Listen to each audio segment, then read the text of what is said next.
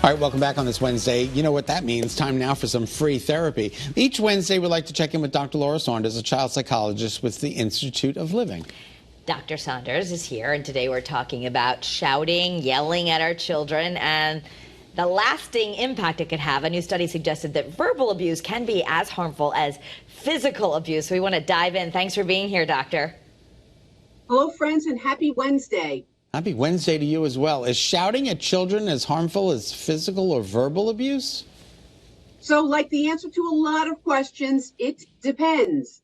So, yes, as Kara said, a study published in the Journal of Child Abuse Neglect actually found that shouting at children, also denigrating and being verbally threatening, can be as damaging to their overall development as physical or sexual abuse, right? Wow. So it's important to note that childhood verbal abuse really needs to be acknowledged as a type of abuse, but it begs the question, is yelling a type of verbal abuse? Well, I know that we shouldn't yell, but I mean, I'm just saying for all the moms out there, and I, full disclosure, texted you as soon as this came out. I'm like, oh my God, we've all felt guilty for yelling at our kids. And I think some moms will feel like, oh my gosh, I lose my temper at least once a day. So what's the spectrum here? Yep. So you're right. We all are overloaded. We all say things unintentionally, right?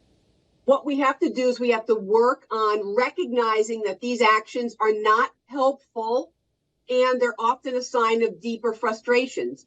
But the first rule of yelling in this situation is that there's a difference. We don't want to have a critique in it. So there's a difference between yelling, put the laundry away, and you're a loser. Right? So you can see the qualitative difference in those kinds of statements. So we want to, we all lose our cool.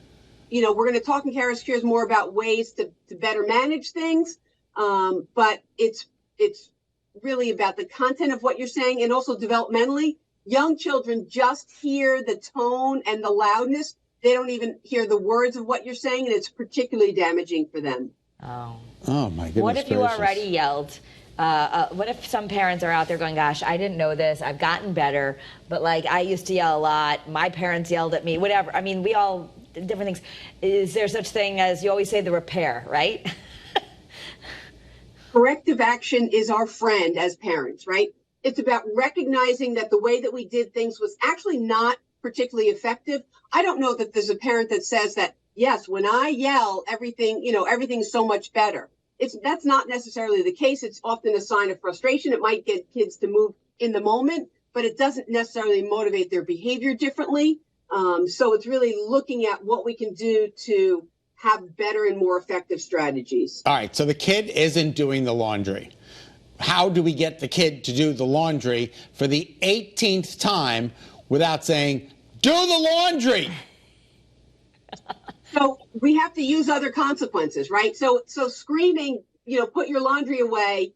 I don't know that it's going to necessarily get them to do it any faster, but you have to be one step ahead and be a little bit more planful. And there might need to be a consequence for not putting the laundry away as opposed to just screaming at them. Okay. So basically the main thing two things came out of this study.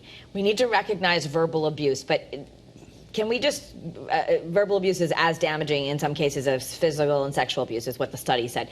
But verbal abuse, you just said, is not necessarily just yelling, put the laundry away. It's more when the parents are yelling and being critical. And and denigrating, as you said.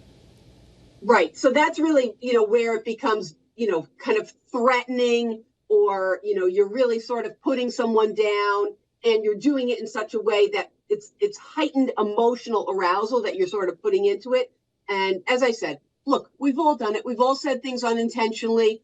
It's trying to find ways to be more effective as a parent so that you get things done. The laundry does need to be put away. Shoes do need to be, put away. Backpacks need to be put away. Homework needs to get done, right? These things need to get done, but there are more effective ways to do it. I remember my grandmother, my father's side, she would yell. My mother really never yelled, but my grandmother yelled, and I would laugh back at her, and it would make her so angry. Well, they say sometimes when kids are laughing at us, it's their nervous reaction, right? Right. And actually, Scott, that's interesting, not to delve into this, but it may have been that your mother was not a yeller because her mother was a yeller, right? Mm-hmm. So she corrected that action because she realized it wasn't effective as a parenting strategy. And right. So because you didn't really experience that, it was like an odd, you had an odd emotional response to it. Yeah, it was pretty funny. And that's what's happened. He's been laughing at I've been everyone laughing ever since. Right.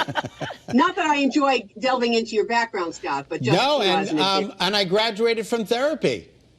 What do you mean? They said don't come back? He said, don't come back. You've gone as far as you can go. Good luck. Okay. So Congratulations. I'll call you next week to schedule an appointment. All right, that's fine. You know how to find me. He's just going down to Free Therapy Wednesday.